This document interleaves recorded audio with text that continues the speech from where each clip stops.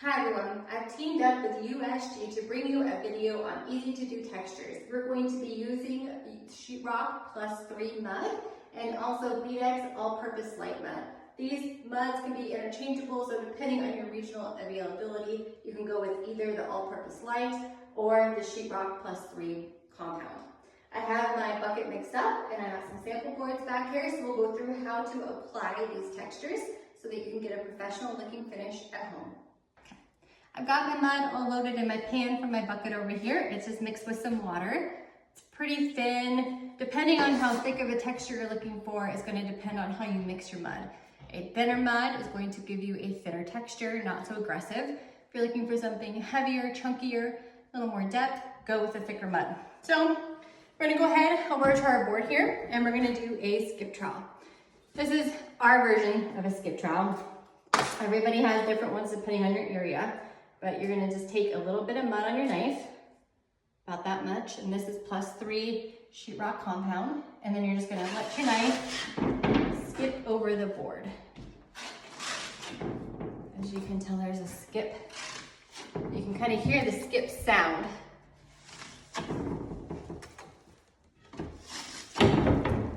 With this texture, you can knock it down, you can leave it, you can take it and you can sand it after it's dry. There's all sorts of options with this. Our favorite way to do it and what's most common here and what people like the best is to take it after it's dry and slowly, not after it's dry, sorry, after it's sat for about a minute or two, depending on your weather.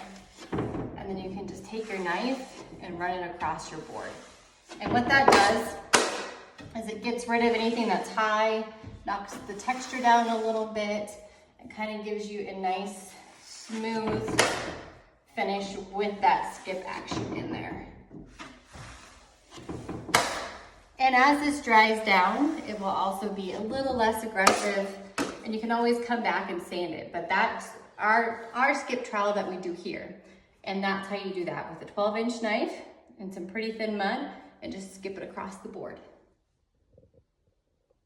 Next up is a plaster-like finish. This is like all the rage here in Montana. Everybody's wanting this right now. It's like really smooth with some small cat eyes. And when I say cat eye, it's a little shape about, like the shape of a cat eye that's open and there's a void in the drywall. So let's go ahead and we'll run through how to do this one.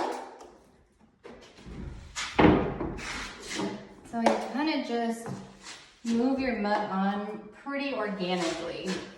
Almost, you can kind of skip it on, and you can get those voids, and you can get those empty spots. And then you'll come back after, and then you'll start moving the mud and lying it down flat, while leaving open spots.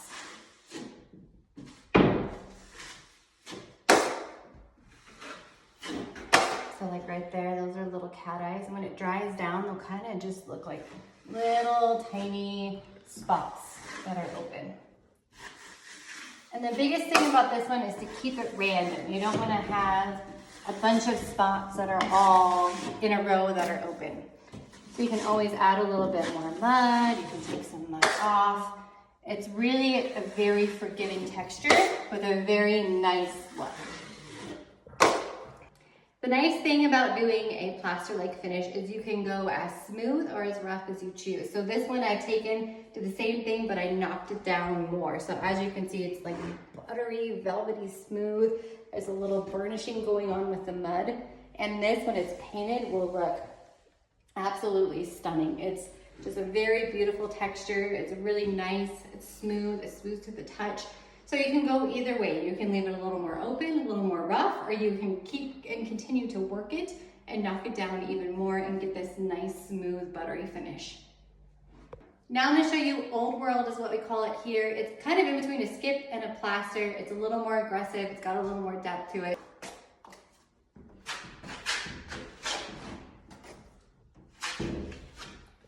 Now again, random is always going to be your best friend. You don't want to get really patterny with these because you will be able to see the pattern.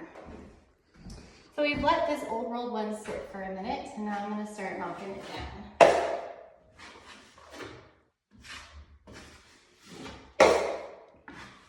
Depending on your weather, how hot it is, how crazy it is, will depend on how fast you need to get all messy. So you can always do a test area. Usually start in a closet and then work from there.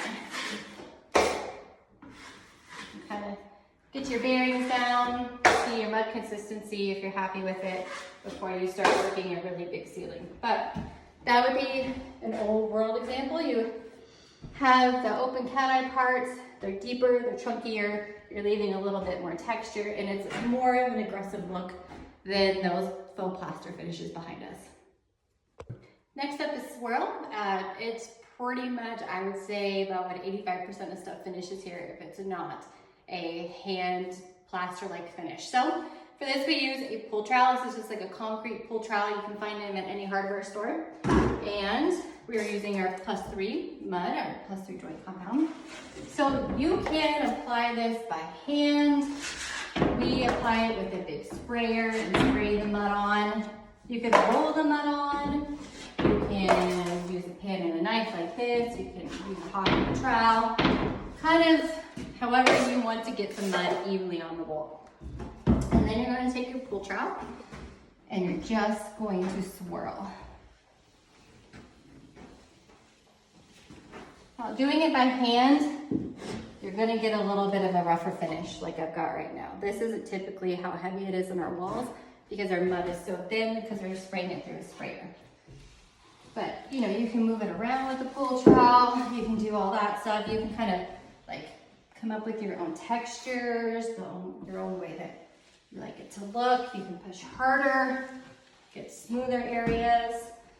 So depending on how thick your mud is, it's all going to depend on how thick this texture is. So my mud, being a little bit thicker, is getting a really aggressive texture. So it's pretty amazing what you can accomplish with just a pan, a 12-inch knife, and some +3 joint compound. So starting off, we have our skip trowel. As you can tell, it's skippy, and it's got all those skip patterns in there.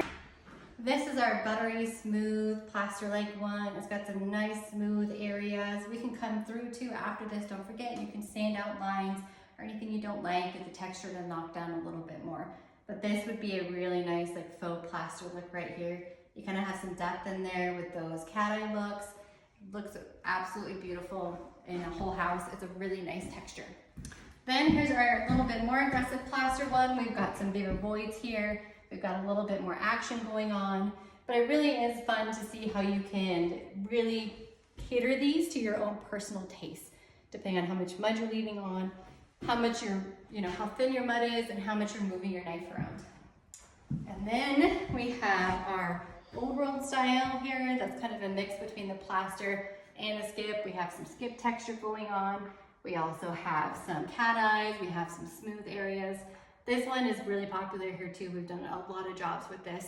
It looks really nice, kind of has that rustic look to it. And then last but not least is our swirl. This one we did by hand. It's got a little bit more of an aggressive style to it than what we typically do, but you can do this easily by hand. It's a nice look.